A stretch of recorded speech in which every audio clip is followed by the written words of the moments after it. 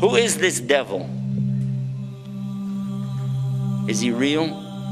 Or is it a figment of your imagination? Or is it just something in philosophy? According to the Quran, he's very real. Substance is real, you just don't see it. He lived before us, he's still alive today. That's an amazing subject right there, isn't it? That's amazing. The word shaitan is derived from the root shaitan, means impure and base. Shaitan refers to an entity that is rebellious, irrespective of whether it is of humans or jinn. It is also said that it means a nefarious soul who is distanced from Allah subhanahu wa ta'ala and from the truth. So shaitan is in both forms, the jinn and the humans, as Allah subhanahu wa ta'ala says. وَكَذَلِكَ جَعَلْنَا لِكُلِّ نَبِيٍّ عَدُوًّا شَيَاطِينَ الْإِنسِ وَالْجِنِّ.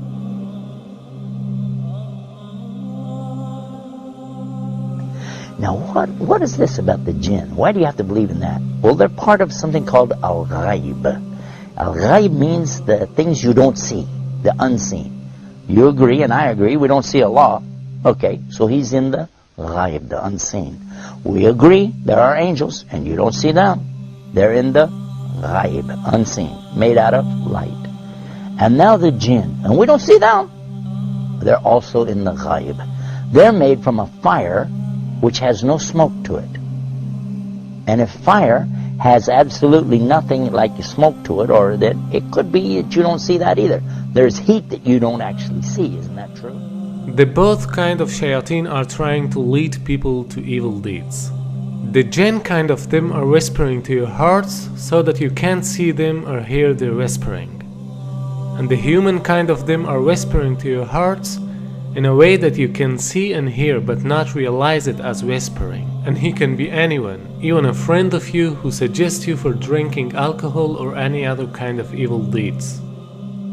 As far as the question is concerned with Iblis, it should be noted that Shaitan is a common noun, whereas Iblis is a proper noun. Iblis is also from among the jinn, who was the first creature that disobeyed Almighty Allah's command. We don't see the jinn, but we said that they have choices. And they were making choices even before Adam or human beings were ever created. And their choices were sometimes good, sometimes bad. From them comes the one we call Lucifer or Iblis. And who is that? Who is Lucifer? Who is Iblis? You might say he's the devil, the Satan or Shaitan as he's called in the Arabic language. But actually, he started out as a worshipper of Allah. And he was worshiping and praying to Allah and extolling Allah to the extent that Allah raised him up to be even with the angels. Now remember, this guy Iblis is not an angel, but he was worshiping alongside of them because of his ibadah or worship, being so lovely, and Allah raised him up, you see. But then what happened? And this is an important story. So we'll digress from a moment from our beauties of Islam to go into this, to get a concept here, to understand a big mistake that some people make when they say that he's from the angels. Angels don't make mistakes. They do as they're commanded. So when Allah created the best of His creation, what did He create? He created Adam, a human being. He created Adam from what? He created him from mud or clay. I want to show you what happened after Allah created Adam. Allah ordered all the angels, bow down. And all the angels did because they have to do as they're commanded. And they bowed down. All of them bowed. Except Iblis. He didn't bow down.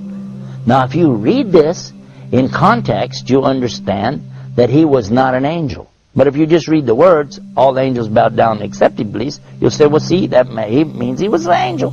But otherwise, in the Quran we find in other places that Allah said he wasn't an angel, but he was from the jinn, and he's created from a smokeless fire. And that's exactly what he said. You created Adam from mud, but I'm created from something better, from a smokeless fire.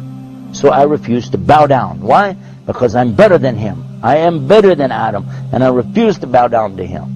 And by so doing, he disobeyed Allah. And whoever disobeys Allah, he's in trouble. But especially if he does it out of his arrogance and his pride. I refuse to obey because, I know better. And in this way, he put himself in the worst possible condition with Allah.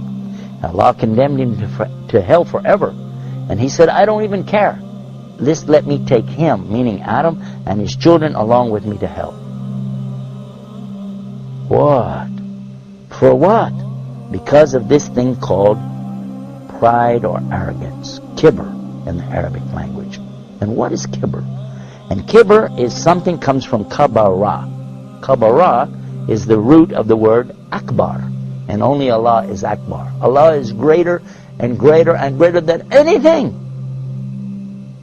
But a human being has no right in front of Allah or anything it's created. The jinn, the angels, nothing have the right to come in front of Allah like this and say, hey, who am I? I'm this, I'm that. No. Allah gave you a commandment. You do it. Now the important point is that everyone thinks that it is because of shaitan that we commit sins. That's why they're asking some questions like, why Allah created shaitan? Or why Allah didn't finish shaitan so that we wouldn't commit sins? Here's a misunderstanding. Shaitan cannot do anything more than whispering. To make it more clear, let's ask a question. Before Iblis became shaitan, there was no other shaitan, right? So who told Iblis to disobey Almighty Allah's command? Here's the point. There was no shaitan before him. He did it because of his nafs.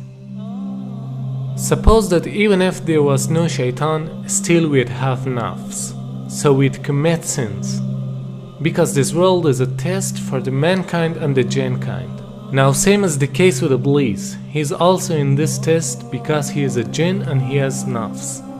So Allah subhanahu wa ta'ala didn't create him as shaitan. Rather he himself chose to be shaitan. Not only Iblis but all the other shayateen are choosing to be shaitan by disobeying Almighty Allah's order. Now, what happened next?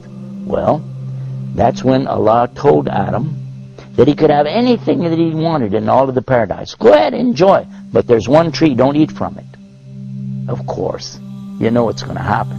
And the devil came to him and to Eve and got them to eat from that tree. And they were cast down because of that. But Allah knew from the beginning they would eat from it. That's why Allah put it there.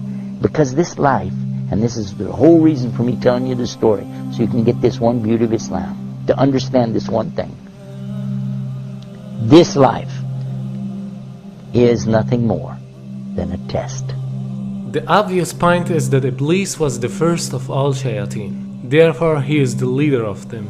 And all shayateen are tools for this test, even though they are also giving test.